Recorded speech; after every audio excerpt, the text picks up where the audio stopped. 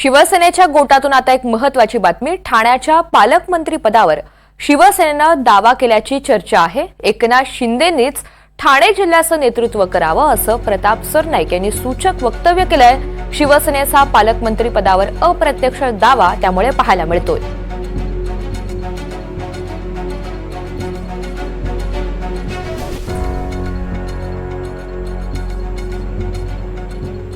ठाणे जिल्ह्याचं नेतृत्व गेल्या अनेक वर्षापासून उपमुख्यमंत्री आणि माजी मुख्यमंत्री आणि आमच्या पक्षाचे प्रमुख म्हणून एकनाथ शिंदे साहेब अतिशय चांगल्या प्रकारचं हाताळतायत, चांगल्या प्रकारचं काम करतायत आणि ही पण वस्तुस्थिती नाकारता येणार नाही की जेव्हापासून एकनाथ शिंदे साहेबांकडे ठाणे जिल्ह्याचं पालकमंत्री पद आलं त्यावेळेपासून ह्या जिल्ह्याला एक वेगळी झळाळी प्राप्त झाली।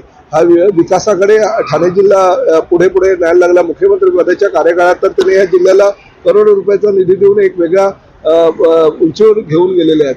त्यामुळे माझी एक प्रामाणिक इच्छा आहे की उपमुख्यमंत्री म्हणून शिंदे साहेबांनीच ठाणे जिल्ह्याचं नेतृत्व करावं आणि भविष्यामध्ये अजूनही या जिल्ह्याचा विकास करावा।